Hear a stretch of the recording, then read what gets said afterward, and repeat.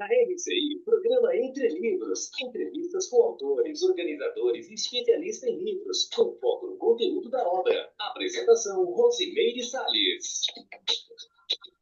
Olá, ouvinte da rádio RCI, olá você, internauta, você que está aí nos acompanhando pelas redes sociais.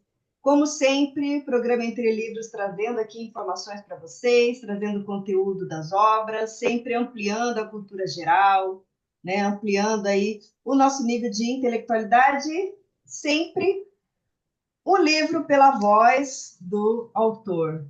Hoje nós estamos aqui com o autor convidado, o Renato Gunter. Ele é graduado em psicologia e ele também esteve à frente aí de uma premiada oficina experimental de cinema digital. O Renato, ele é autor da obra Autoestima. Nós estamos aqui, quem está acompanhando pelas redes sociais, consegue ver a capa do livro. Autoestima, seja responsável pela sua felicidade. Então, hoje a gente vai ter uma obra aí muito interessante, que eu tenho certeza que vai ajudar muito a gente. Renato, seja muitíssimo bem-vindo ao nosso programa. Primeira pergunta que eu quero fazer para você é assim, autoestima, a gente já tem uma noção do que é isso, mas você é psicólogo, eu queria que você trouxesse uma definição para a gente, né? O que é exatamente autoestima? Rose, é uma grande satisfação estar aqui com você hoje. É uma saudação para os seus ouvintes, os espectadores. Eu espero poder corresponder à expectativa de vocês em relação às informações que eu vou passar. E já estou grato só de estar aqui hoje, tá? É sempre um exercício de humildade, então já vou pedindo desculpa também pelos deslizes, tá? Estou aprendendo a fazer essa comunicação pelas redes, tá? Falando do livro e o que significa autoestima, né? A gente parte pela palavra, autoestima. Então, a gente tem uma parte da palavra que é estima, estimar. E a gente usa muito essa palavra no nosso dia a dia, sem se dar conta, quando a gente fala das coisas que a gente estima, dos seres que a gente tem uma grande estima. Por exemplo, os nossos bichinhos de estimação, né?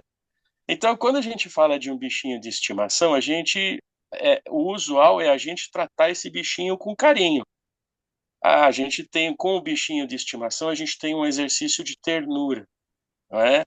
O cachorrinho, o gatinho, aquele ser que vive com a gente, que divide a vida com a gente, que muitas vezes na hora que a gente está passando por uma grande dificuldade, é ele com aquele olhar, com aquela aproximação, não importa se a gente está, né? Ele não tem aquela preocupação se eu sou rico ou pobre, se eu sou feio ou lindo, né? Aquele bichinho ele vem, se aproxima da gente, faz aquela troca de ternura com sinceridade, né?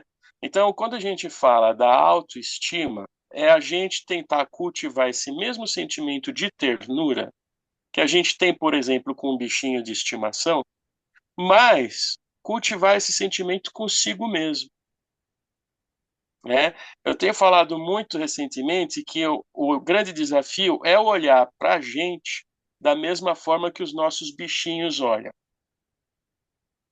né? Porque a gente costuma ter muitos condicionamentos em relação aos sentimentos. E a gente aprendeu a impor condições para sentir, né? A gente tende a se permitir gostar só quando as nossas exigências são satisfeitas, né? E o bichinho ele não tem essa preocupação. O amor do bichinho é incondicional. Então, o desafio da autoestima está em conseguir cultivar esse sentimento de ternura por si mesmo sem esperar nada em troca, sem exigências, né? Ter um amor gratuito por si mesmo, tá? Então essa é a proposta do livro Autoestima, tá? Sabe, Renato, eu passei pela experiência do luto, né? Já falei aqui algumas vezes no nosso programa, né? Eu perdi a pessoa que eu mais amei nessa vida. Foi muito difícil para mim. E uma coisa que me ajudou muito foi a questão da terapia focada na compaixão, que tem um pouco disso que você falou. E aí eu queria ver se você pode me ajudar a entender, a diferenciar isso, porque o que que eu vi lá? É assim, olha, você aprender a tratar você mesmo como você trataria um amigo. Então tá, o amigo tá passando por um momento difícil. Você não vai ficar cobrando dele, ó, levanta aí, vamos lá. Não, você vai acolher, você vai ouvir. Então isso tem a ver com autorrespeito, com autoafeto, né? Qual que é a diferença disso com a autoestima em si? Ou é tudo a mesma coisa? A gente é treinado relativamente dentro do aspecto do sentimento, a gente até é treinado para ter empatia pelo outro, né? Mas quando a gente volta, né, falando da autoestima, o desafio é ter empatia por si mesmo. E como você colocou esse exercício, né? Se fosse para acolher outra pessoa em estado de sofrimento, como eu agiria? E por que que eu não consigo agir da mesma forma comigo mesmo? Né? Então, é, essa é a proposta. Dentro da nossa atividade, eu que sou psicólogo, existe um risco muito grande da gente se viciar em ajudar os outros. E nesse exercício profissional de apoiar as outras pessoas, a gente também pode acabar cometendo um sacrifício, um auto-sacrifício, cuidar muito dos outros e deixar de cuidar de si, deixar de olhar para a própria saúde, deixar de olhar para as próprias necessidades, tá? A gente acaba negligenciando aquilo que a gente precisa, aquilo que a gente é. E por que que isso acontece? Da maneira que eu venho percebendo, isso tem a ver com a forma que a gente aprende a sentir, com a forma que a gente aprende a lidar com as emoções. E na nossa infância, muitos de nós passaram por situações de negligência. Negligência, às vezes, não estou falando de abandono, né? Ou como eu já tive pacientes que contaram essa experiência, eu tive uma paciente que ela contou que ela foi jogada no lixo pela mãe biológica, né? Mas ao mesmo tempo, ela tinha um respeito e um amor profundo pela mãe que a adotou, né? Sim. E ela conseguia entender a dinâmica da vida no sentido de que vida ela teria sendo criada por um ser humano que a desprezava. Então ela passou a agradecer aquela mãe que jogou ela no lixo, Puxa. porque foi a forma da vida fazer ela encontrar a mãe que verdadeiramente ia amar quem ela era, né? Então, nesse desafio das emoções que a gente tem no dia a dia, geralmente na infância, a gente passa por situações que a gente interpreta como abandono e como negligência. Então, a gente acaba sendo negligenciado por aquelas pessoas que deveriam suprir as nossas necessidades.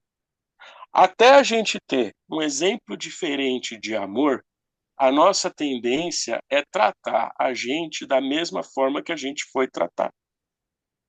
Então, a criança que se sente sacrificada por causa do amor abusivo dos pais, né? Os pais negligentes, ou às vezes ela encara a separação do pai e da mãe como um abandono, ela se culpa por aquele pai que abandonou o lar, né? Então ela vai aprendendo a se sacrificar. Eu brinco que isso é a síndrome do peru, né? Em dezembro todo mundo comemora o Natal, todo mundo festeja, todo mundo se reúne, todo mundo se harmoniza, né? Todo mundo está lá naquele exercício de afinidade, está todo mundo bem, todo mundo feliz, menos o peru, né? Então, qual que é a brincadeira, né? O peru se sacrifica para que os outros vivam em paz, Uhum. né? E isso é o que a gente não deve mais fazer. A gente não deve mais agir nesse autossacrifício, né? A gente precisa ser incluído nas atitudes que a gente faz no nosso dia a dia, né? Então, ao invés do sacrifício, o que a gente propõe é a generosidade. Porque quando eu sou generoso, não tem como eu me excluir desse processo, né? O exercício da generosidade me inclui. Então, eu vou pensar não da forma narcisista, aquilo que só é bom para mim, mas também não da forma sacrificiosa, que é naquilo que é bom para os outros. Eu vou pensar naquilo que é bom para todos. Olha, excelente. Então eu me incluo. E a melhor forma, eu tenho descoberto isso, que o jeito mais humano de você realmente ter empatia pelo outro é quando você tem empatia por você mesmo. Né? Porque você é o ser humano mais próximo com quem você se relaciona. Então, na medida que você vai amadurecendo o relacionamento que você tem com você mesmo, isso melhora a relação que você tem com as outras pessoas. Né? Você vai para o relacionamento com os outros já suprido das suas necessidades. Eu não vou entrar num namoro porque eu quero ser amado. Eu já me amo. Né? Quem tem pãozinho em casa não precisa ir na padaria, não é assim? É, Então eu vou para um relacionamento para somar, não para subtrair. Eu vou lá para multiplicar, né? Para brincar. A melhor forma é essa. Vamos brincar de namorar, vamos brincar de trabalhar, né? Porque eu vou trabalhar constantemente, eu vou fazer esse no cultivo da autoestima, eu vou estar fazendo esse exercício de cuidar de mim, de suprir as minhas necessidades, de me amar da forma que eu sou, né? De me respeitar do jeito que eu sou. Então eu não tenho mais a exigência do outro fazer tudo isso por mim. Eu fico mais maduro nas relações, né? Essa é a proposta. e aí você traz uma informação importante que a gente, muita coisa do nosso emocional tem a base na infância, né? E às vezes a criança ela não tem a maturidade para lidar com determinados sentimentos ou atitudes de outras pessoas, principalmente os pais, né? E às vezes elas podem também interpretar a realidade era diferente, né? Mas ela interpreta aquilo e aquilo se torna uma verdade para ela. E quando adulta, ela não consegue, às vezes, identificar que aquilo foi originado lá atrás, né? E a gente tem uma tendência de se cobrar muito, né? Eu acho que tem também a ver com a competitividade, você se comparar com a comparação, na verdade, né? Se comparar com o outro, e aí você vê que dá a impressão de que o outro sempre está melhor do que você, né? Aí entra Uhum. a autoestima, né? Pois é, aí você me lembra uma coisa que eu estava conversando com uma paciente recentemente. É, ela falou da dificuldade que ela tinha em ter paciência. Né? E aí a gente foi trabalhando esse termo, paciência, paciência. Então eu perguntei para ela, o que que é paz para você? Né? É a relação que ela fez. Paz para mim é quando domingo eu já fiz tudo que eu tinha que fazer e aí eu consigo sentar no sofá e relaxar. Agora eu estou em paz. Ah, Né? Essa foi a relação. Tá, e o que que é consciência para você? Né? E aí ela foi explicando a ideia de consciência. Consciência é quando ela conseguia viver as coisas da vida em plenitude. Aqueles momentos em que ela conseguia aproveitar plenamente as cenas que ela estava vivendo. Né? Então veja só. Então o que que é paciência? É essa habilidade de você trazer plenitude para os momentos que você está vivendo, sem correria, sem pressa, quando você realmente consegue relaxar. Paciência, paz, consciência. Né? Então, você está consciente da paz. E aí, de fato, na nossa sociedade, isso fica difícil porque a gente é treinado para competição. Né? A nossa sociedade treina a gente para comparação, a busca do sucesso. E essa é uma grande armadilha em relação ao sentimento, porque eu corro o risco de me amar só quando eu sou bem-sucedido e me desprezar quando eu me sinto derrotado, quando eu não consigo atingir aquilo que eu determinei que eu deveria atingir. Então, essa é uma relação difícil. A gente se torna o nosso pior inimigo na autocobrança, não é? Então, eu tenho propondo para os pacientes essa ideia de que a vida em si ela não é uma corrida. Você não vai ganhar medalha. A nossa sociedade determina isso, mas a vida não. Na vida você não vai ganhar estrelinha no caderno, você não vai ganhar medalha, você não vai ganhar troféu. Isso é um jogo social. E eu preciso amadurecer dentro desse processo para não ser refém do jogo social. E aí isso envolve autoconhecimento, e isso envolve conhecer as dinâmicas da nossa sociedade e as dinâmicas da vida. Eu digo que o meu papel hoje é o de tentar conhecer o ser humano e tentar conhecer a vida. E tentar aproximar o ser humano dos processos da vida. Porque a maioria dos nossos conflitos está em não entender o que a vida está pedindo da gente. A gente vive numa sociedade que nos afasta do processo da vida. Então, muitas vezes a vida precisa impingir dor para despertar a consciência. Então, às vezes, a pessoa precisa viver uma situação de dor para ela perceber o que ela está fazendo com a vida dela. E aí, a partir da dor, ela vai refletir. Aí ela vai procurar, às vezes, uma terapia. E aí, às vezes, a dor tem esse papel curativo, de despertar de consciência, de mudança de rotina, de mudança de padrão, né? Porque a vida que eu estava levando até então me levou a essa situação de dor. Né? Eu brinco, às vezes a pessoa chega me procurando e ela fala, eu só queria ser normal. Aí eu falo, Deus me livre de ser normal. Né? Porque o normal hoje é um padrão de estresse, é um padrão doente, é um padrão de pouco aproveitamento da vida, de prazeres fúteis, de superficialidade. Esse é o normal. Né? E eu não quero ser normal de jeito nenhum. Nunca fui, não quero ser. Né?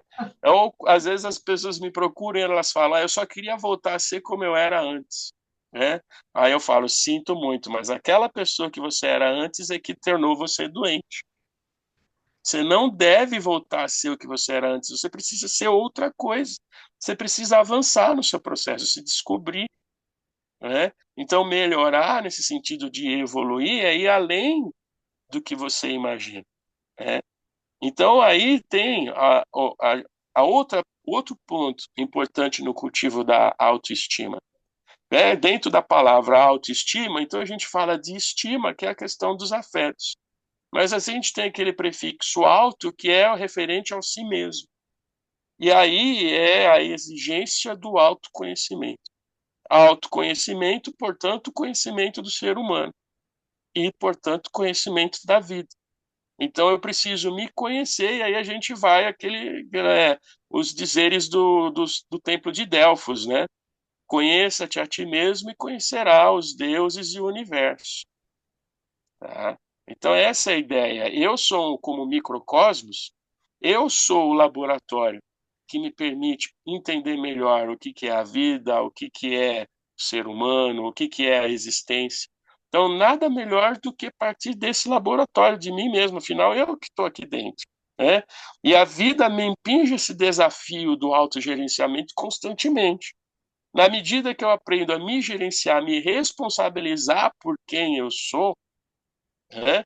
Então eu estou mais apto a entender as exigências da vida, estou mais apto para a dinâmica. Vou até entender melhor as exigências da sociedade, eu não vou mais sofrer com aquilo que a sociedade exige de mim. Né? Então eu vou ter essa consciência dessa dinâmica desse processo. Né? Então essa que é a ideia, é um pouco por aí. Tudo bem, a gente está aqui já próximo do nosso intervalo. Eu gostaria de só lembrar vocês que a gente vai estar chamando aqui os comerciais, mas é só um minutinho, nós já estaremos de novo.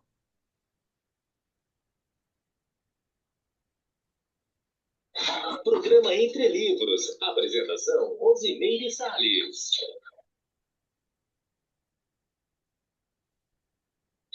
Voltamos a apresentar Programa Entre Livros. Apresentação: Rosimeire Salles.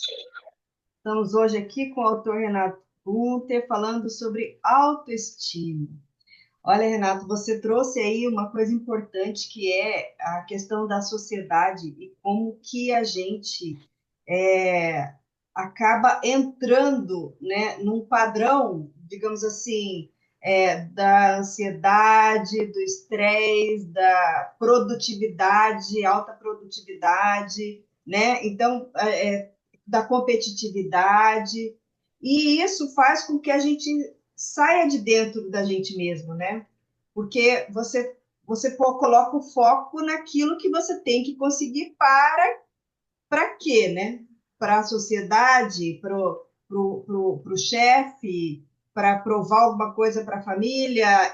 É como se a gente tivesse sempre esse foco, né? E na hora que você traz essa necessidade de autoconhecimento, eu penso que é a hora do balanço, né? A hora que você para e, peraí, o que eu estou fazendo com a minha vida?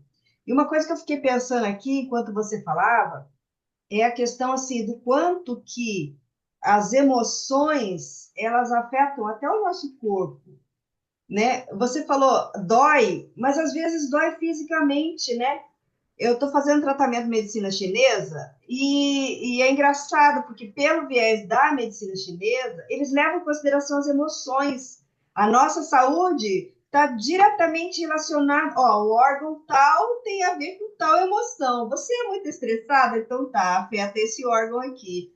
E a gente não para fazer essa relação direta do quanto que as nossas emoções, os nossos comportamentos, né, as nossas reações perante as coisas, elas afetam não só a nível de intelecto, elas afetam tudo no nosso corpo, né? Nós somos um todo, né?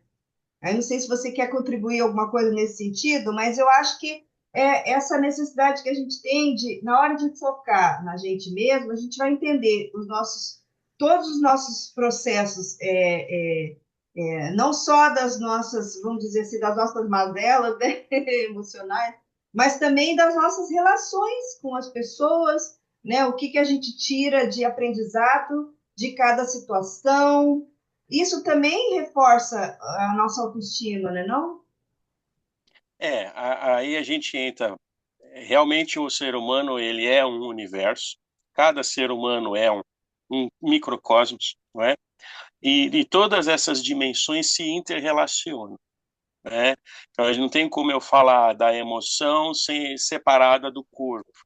Então, as emoções, elas são hoje, a realidade da emoção no nosso corpo físico, ela é representada pelos neurotransmissores, né? São as substâncias produzidas pelas glândulas do nosso corpo, pelos nossos neurônios, que faz essa comunicação química no nosso corpo. Então, as reações são transmitidas para o corpo a partir dessa bioquímica.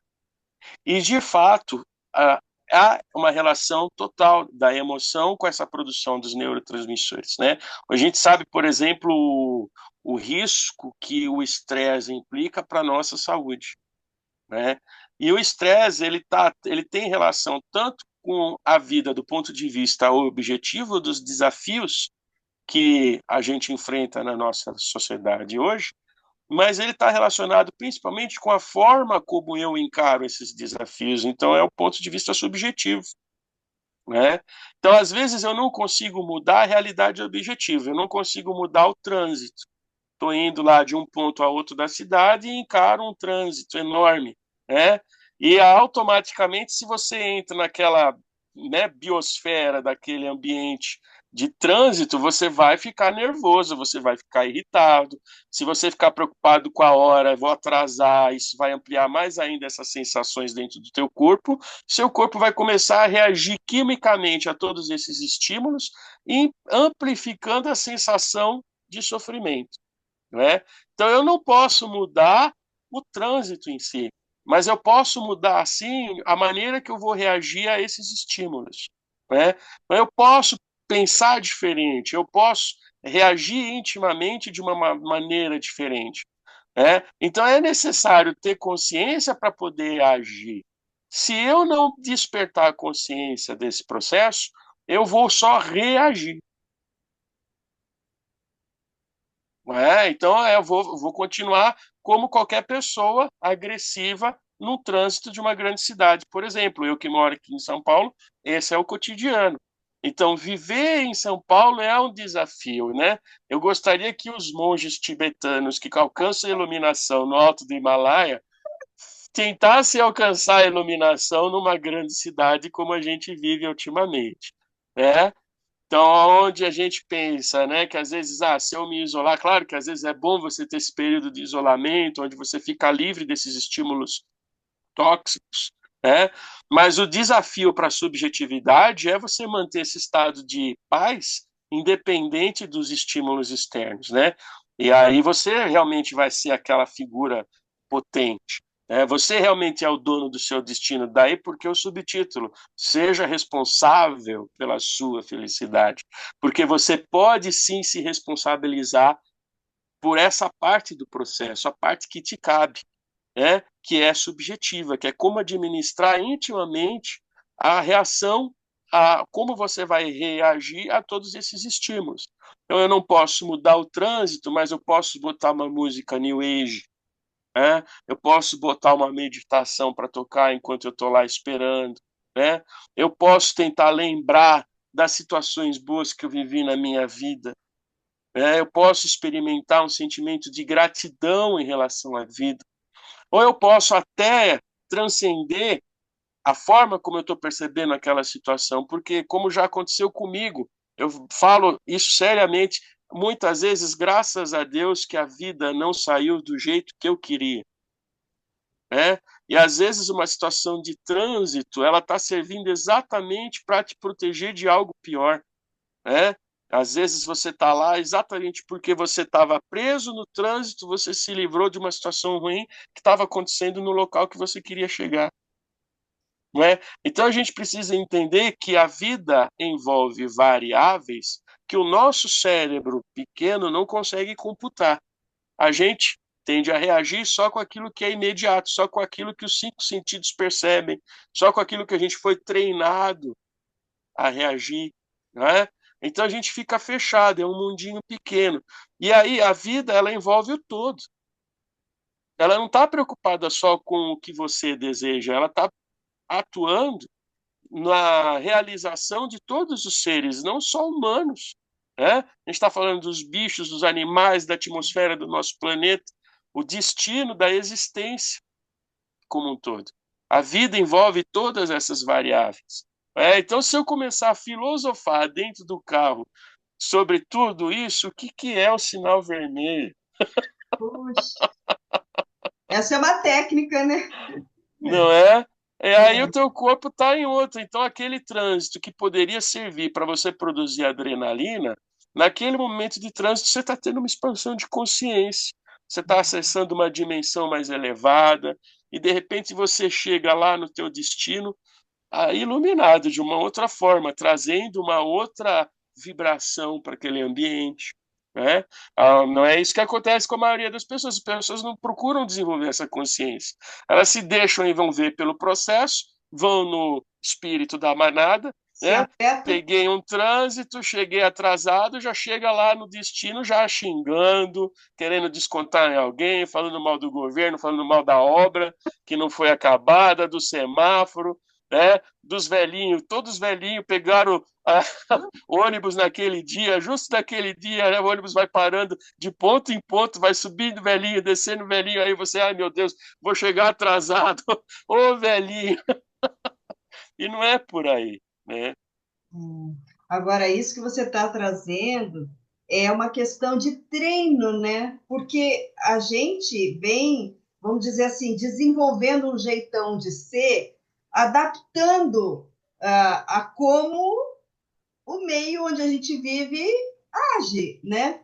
Então, na hora que você faz diferente, você vai contra aquilo tudo que você aprendeu, que você está confortável, né?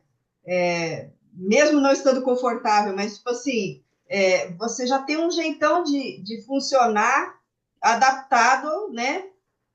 E as suas reações já conhecidas, né? Na hora que você tem que mudar isso, exige um certo treinamento, né? Não é uma coisa simples. Como é que a pessoa faz isso? Assim, tá, ok, agora não quero mais ser desse jeito, não quero me afetar mais no trânsito. Parou, não é simples assim. Começa pela consciência, né? A gente vai reagindo inconsciente a esses estímulos até chegar num ponto de sofrimento, né? E aí esse ponto de sofrimento, a dor, que desperta a consciência. Eu tive o professor, o Gaspareto, que falava muito sobre isso. Ele falava dor, D-O-R, D-O-R, ele decifrava como disfunção de orientação pela realidade, né?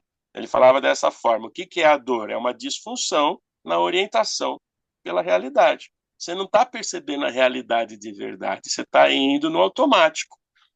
Eu dou um exemplo assim: você está lá, por exemplo, você vai fritar um ovo na tua casa. E aí, de repente, você se distraiu com o celular. E você não viu que o cabo da frigideira ficou no fogo. Na hora que você vai pegar o cabo da frigideira, o que acontece? Está quente. Você pode se queimar, poderia se queimar se não fosse a dor. Porque a dor faz você soltar o cabo da frigideira. Tá? Então a dor desperta a consciência e você toma uma atitude de autopreservação. Tá? A dor faz parte da vida. Agora, o sofrimento ele é opção.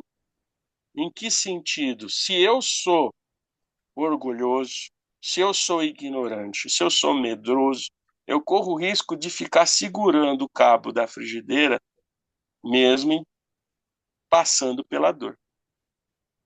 Né? Então, a consciência, ela permite você perceber o que está acontecendo. Aí vem a sua escolha, a atitude. E é isso que envolve responsabilidade. Quando eu lancei o livro e eu mandei a propaganda para vários amigos, né? Teve uma colega que respondeu brincando: eu quero felicidade, mas sem responsabilidade. E aí não dá. Se você quer essa felicidade, você precisa assumir essa responsabilidade.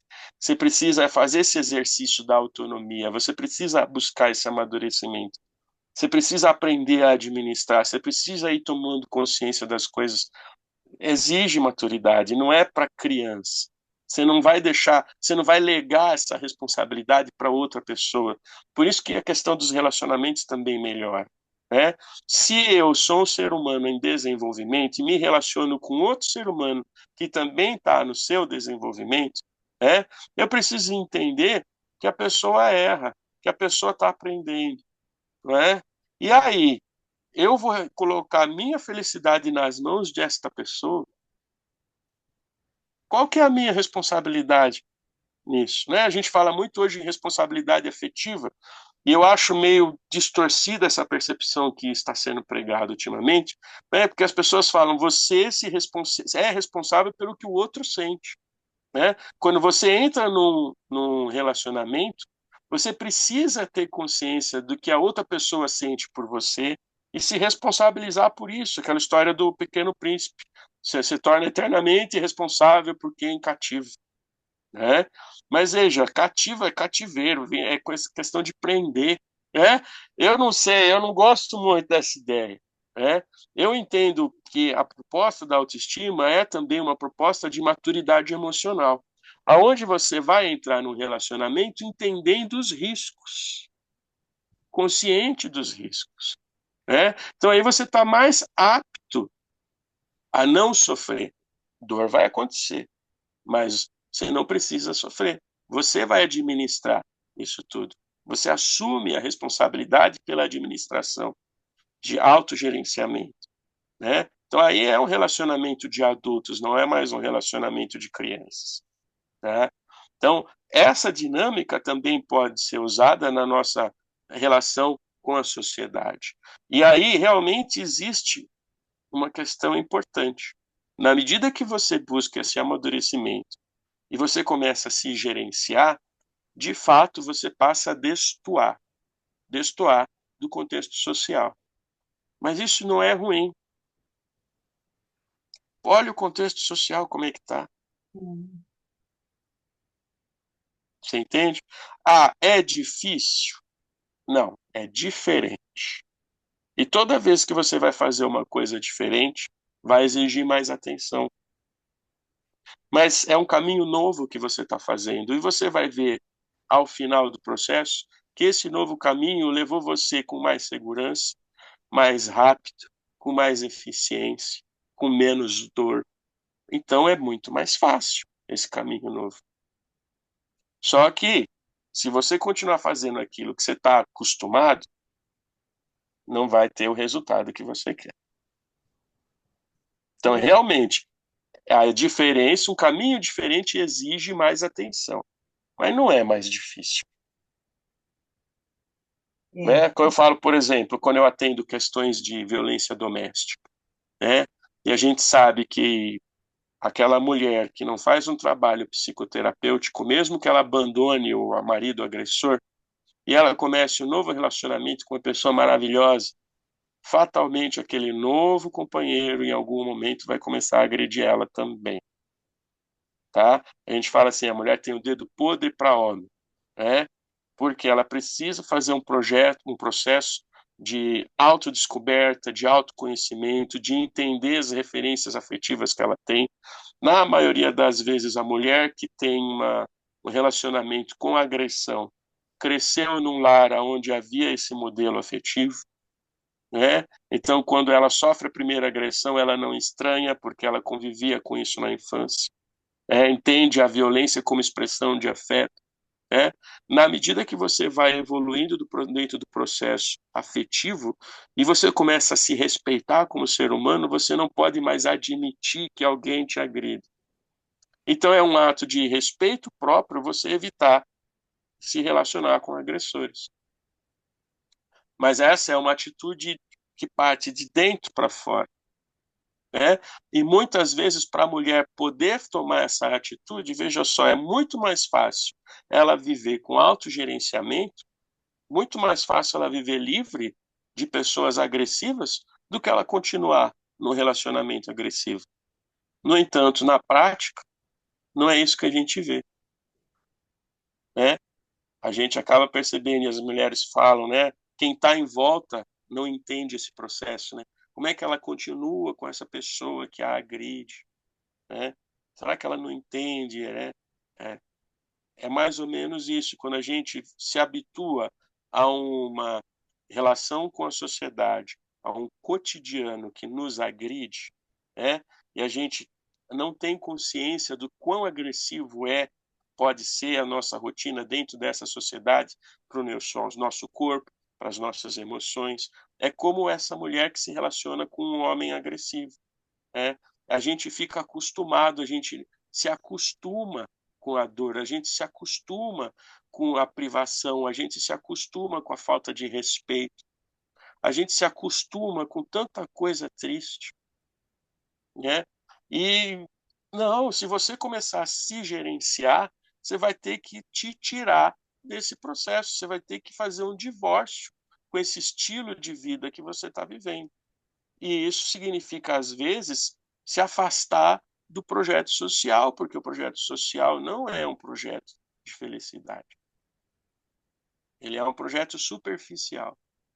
Né? Então, a gente fala, a felicidade é ficar rico, milionário antes dos 30 anos. Né? Felicidade é encontrar um parceiro, ter filhos. Né? Felicidade é a casa na praia, felicidade é a viagem na Europa. Né? Tudo isso são ápices, são momentos de aproveitamento. Né? Mas isso não é felicidade, porque é como eu confundir a relação amorosa com o orgasmo. Se eu acreditar que o que importa na vida são os orgasmos, eu vou começar a viver só para ter orgasmos. É um vício, né? E o que é bacana é o namoro como um todo. Pegar na mão, o beijo, né? A intimidade. O orgasmo é só o ápice desse processo. Então a felicidade não é o orgasmo, a felicidade é todo o processo. E às vezes até a briga, porque depois da briga vem o reenlace, a fazer as pazes, o amadurecimento, tá? Então a felicidade ela é a habilidade de aproveitar o processo da vida. Eu não gosto daquela frase que as pessoas usam: a felicidade não existe, o que existe são momentos felizes. Dá vontade de bater numa pessoa que fala assim, pegar o chinelo e jogar, Porque se eu lego a felicidade é uma questão de momentos, eu vou ser novamente refém da realidade objetiva. Eu não estou assumindo responsabilidade pela parte que me cabe na minha relação com a vida. Então é a imaturidade, é a preguiça consciencial, né? É só momento feliz. Então eu vou virar um caçador de momentos. E quando vai ter esses momentos? Se eu estou dentro de uma vida que envolve a vida de milhares de outros seres vivos, né? Então eu já entendi que a vida está preocupada com a satisfação do todo, como um todo, e não de uma formiga só. Então, se eu, como formiga dentro desse macrosistema, quero uma felicidade, eu vou ter que me responsabilizar pela minha felicidade. Não posso legar isso para o cosmos. Olha, excelente. A gente está aprendendo muito com você. E agora a gente vai aqui dar um espaço para os nossos patrocinadores, mas, pessoal, nós já estaremos de volta. Programa Entre Livros. Apresentação, Rosimeire Salles.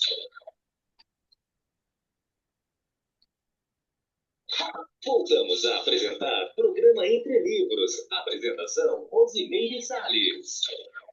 Hoje o programa Entre Livros está falando sobre autoestima. O autor Renato Guinter. Renato, é o seguinte, olha, a gente acaba não vinculando, né, essa, vamos dizer assim, a satisfação da gente ter esse, né, esse estado, vamos dizer assim, um estado de felicidade, e a gente sempre, a tendência é realmente buscar esses momentos de auge, né, como você falou aí no bloco anterior. Agora, para que a gente consiga isso, primeiro a gente tem que estar com a autoestima bem resolvida, é mais ou menos por aí. Então a gente começa assim, vamos ver, qual é o caminho para a gente conseguir chegar nisso? Assim? Você abre o seu livro falando quem é você, né? Primeiro é o autoconhecimento.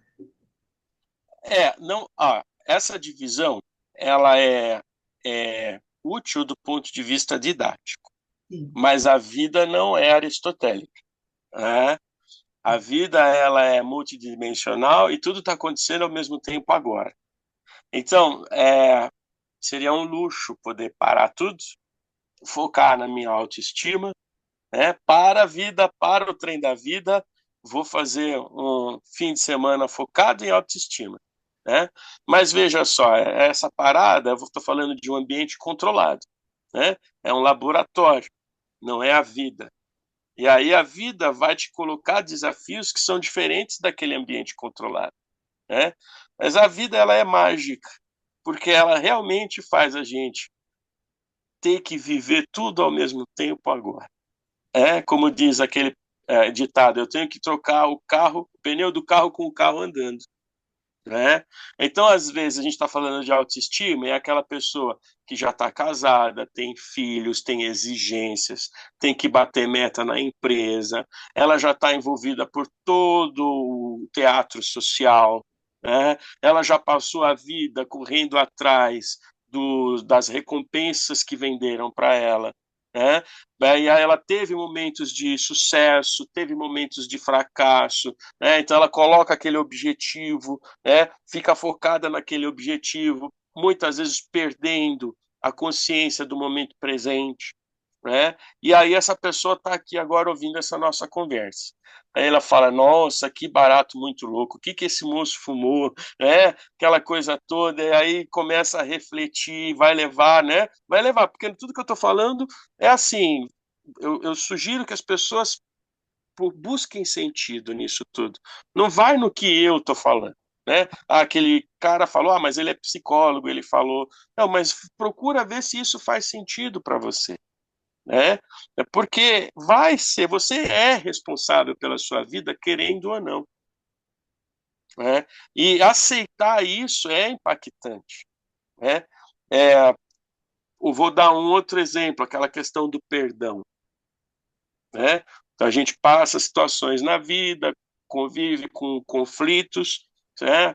Às vezes se sente ofendido por uma pessoa ou por uma situação que não correspondeu às nossas expectativas e aí a gente não consegue superar, tá? Fica aquela sensação de dívida, aquela sensação de que foi lesado, não é? O orgulho ferido, e aí a gente não consegue perdoar, né? Então aí a gente fala assim, tudo na vida para essa pessoa, mas eu nunca vou esquecer aquilo que ela me fez.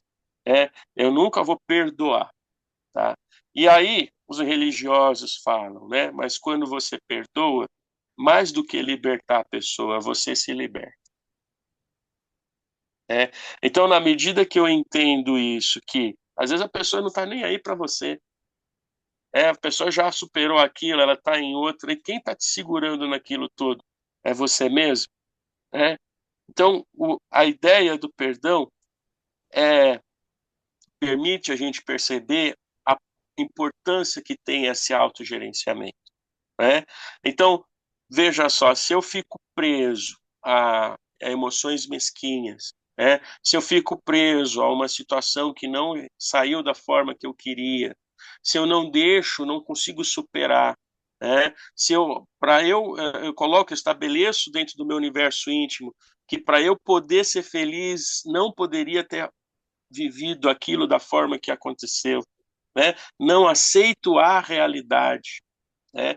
Então eu tô me impingindo essa dor, né? Então o autogerenciamento, na medida que você vai tomando consciência disso tudo e vai deixando o orgulho de lado, porque muitas vezes a maior ferida é na imagem que a gente fazia de si mesmo, né? E aí é um outro conceito que eu abordo no livro. Falo muito sobre a questão da imagem. E hoje em dia está sendo muito propagada essa ideia da autoestima em relação à imagem. Não, eu vou fazer um procedimento plástico para melhorar minha autoestima. Eu preciso emagrecer para melhorar minha autoestima. Eu vou fazer um implante de cabelo porque isso vai fazer bem para minha autoestima, né? Então, claro, vai melhorar a minha imagem, mas eu sou muito mais do que a imagem que eu tenho de mim mesmo. Então, o autoconhecimento permite você ir além da imagem, né?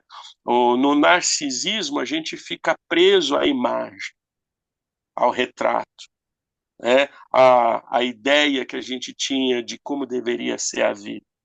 E quando essa ideia ela não flui da forma que a gente gostaria, a gente se ofende.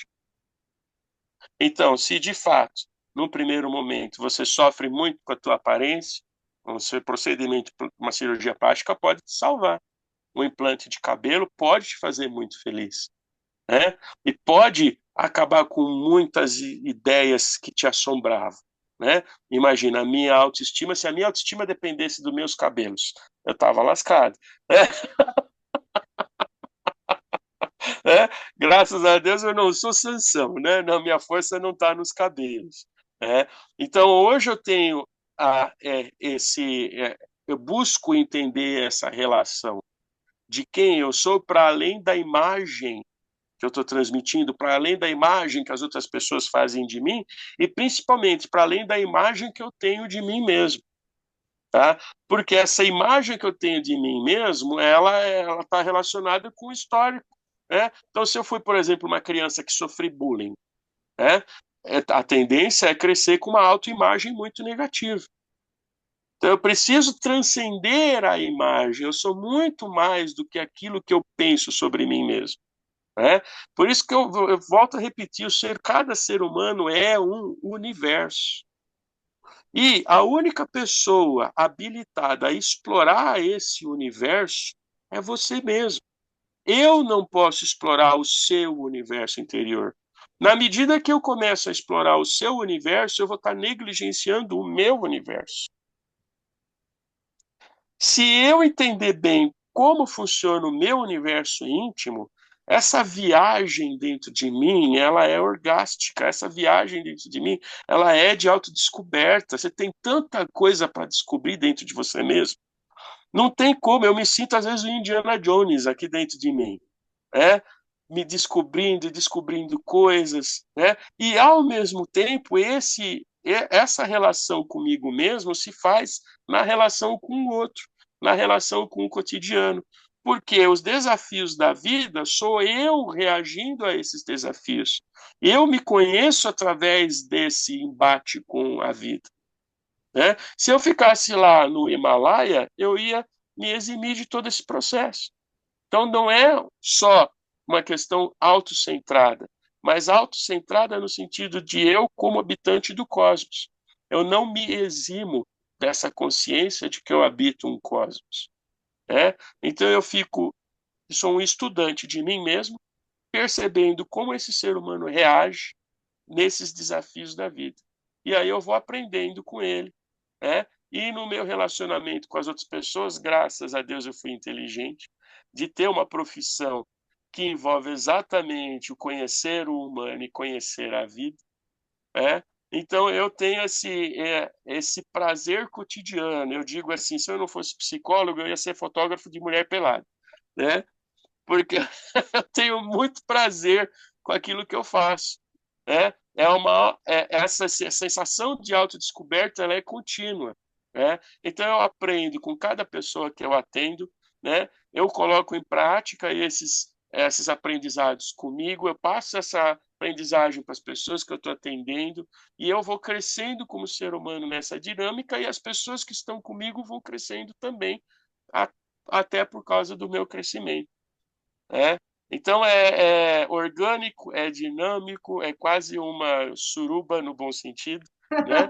Todo mundo, todo mundo tem prazer dentro desse processo. Todo mundo deveria ter prazer. Era para ser uma brincadeira gostosa o tempo todo, né? Você vê que uma criança, ela corre pelo prazer de brincar, ela aprende pela curiosidade natural dela.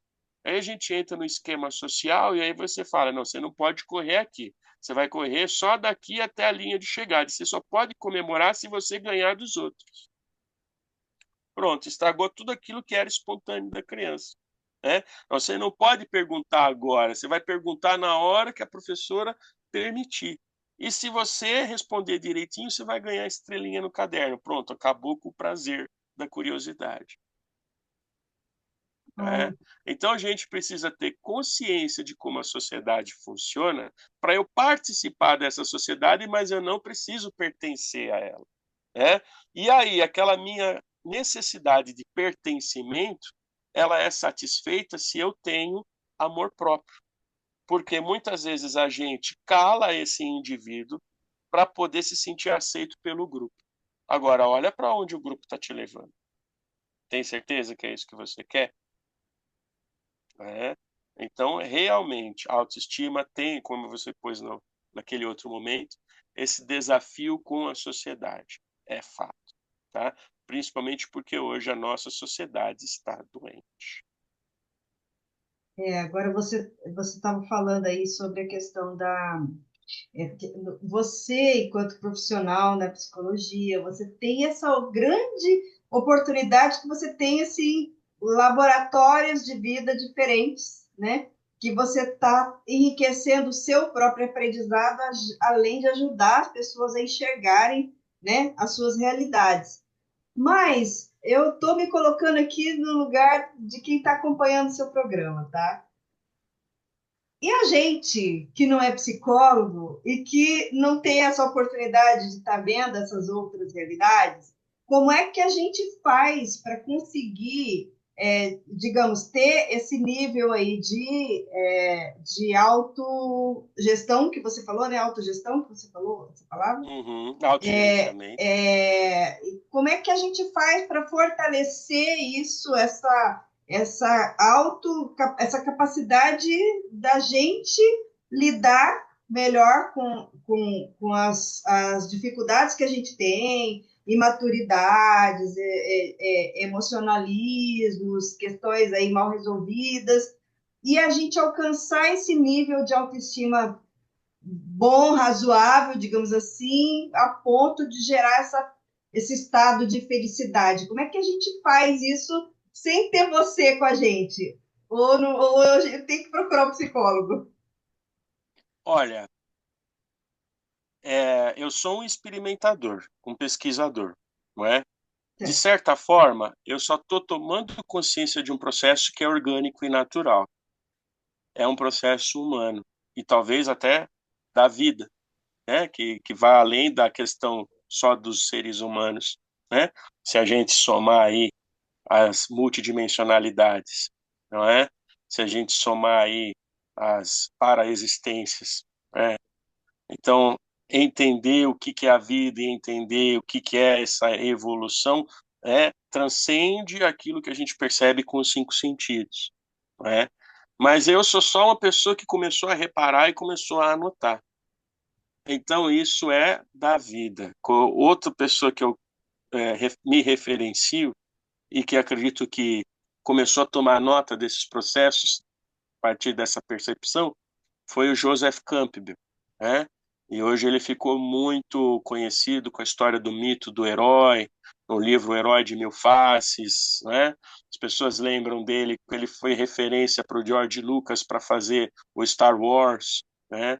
Então ele fala dessa jornada que o Jung, outro pesquisador, né? Também esse outro observador da vida percebeu e ele chamou de individuação, né? Então, essa individuação é esse processo de autoconhecimento contínuo, é esse processo de autodescoberta contínuo, de se divertir com aquilo que você encontra em si mesmo, tá? Então, Joseph Campbell é um cara, o Jung era outro cara, eu sou só mais, que eu não estou nem me comparando com eles, né? Eu estou só digamos assim, na cola desses grandes homens, dessas grandes mulheres, dessas grandes pessoas que pararam para perceber. Então, em algum momento, a vida te leva para a reflexão. A gente só precisa aproveitar esses momentos. Para, reflete, às vezes tem que ser pela dor, às vezes é ali no auge da alegria e de repente você para e reflete. Nossa, como que eu cheguei aqui? Nossa, o que estava envolvido em toda essa jornada até eu chegar nesse momento, né? Nossa, como a vida é mágica e de repente a partir desse momento de reflexão você tem um, um despertar de consciência, né? Você tem uma expansão de consciência, né? E aí isso permite você usar essa descoberta no seu cotidiano, né? Porque senão todos nós teríamos que ser psicólogos para alcançar essa jornada, todos nós teríamos que ser conscienciólogos para poder desenvolver autoestima, né? E não é por aí. Isso tá, acredito que isso está no DNA humano. E como Joseph Campbell percebeu, e essa jornada de individuação é repetida ao longo da existência da humanidade nas histórias, nos mitos, nas lendas, né? Então a gente vê essa jornada de autodescoberta em qualquer filme de sessão da tarde, numa série da Netflix, tá? Então a gente está sempre contando essa história da autodescoberta humana, essa história da vida como reflexo do nosso universo íntimo, tá? A gente está sempre contando essa história. Então falta só a consciência. E às vezes esses momentos de reflexão é que vão despertar a nossa consciência para esse processo. E aí você pode, dentro do teu cotidiano, fazer a mesma coisa, só que de uma maneira totalmente diferente. Porque aquilo que você antes fazia automaticamente, agora você faz com consciência. E às vezes você não precisa fazer nenhuma grande mudança na sua vida. Porque a grande mudança se faz de dentro para fora. A verdadeira revolução eficiente não é uma revolução social, é uma revolução íntima, porque é onde você realmente consegue administrar. E aí você se torna rei ou rainha de si mesmo. Muito bem, olha, a gente agradece muito a sua participação aqui conosco. A gente tem aí mais 2 minutinhos. Eu queria saber se tem assim alguma coisa que você acha importante deixar aí de mensagem para o pessoal que está acompanhando a gente. Olha, falando do livro, tem à disposição lá na livraria do CAEC, tá? Também para as pessoas que querem tão longe, né? Tá no Longe dos Shopping centros Toys? urbanos.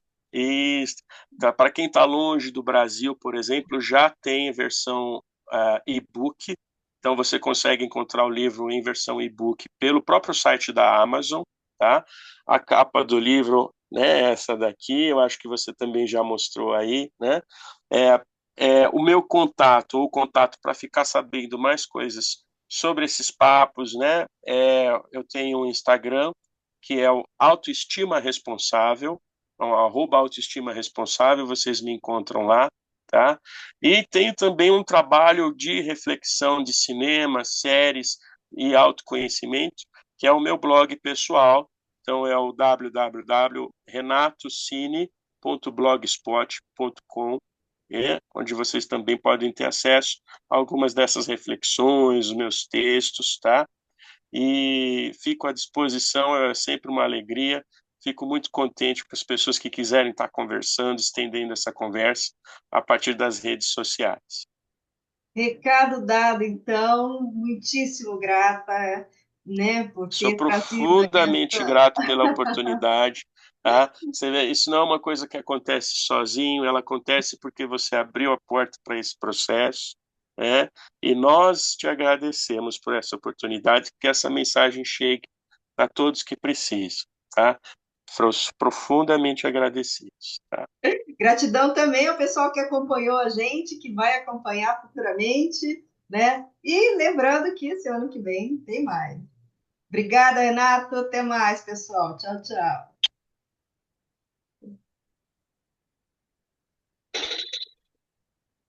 Você acabou de ouvir o programa Entre Livros, com Rosimeire Salles, aqui na RCI.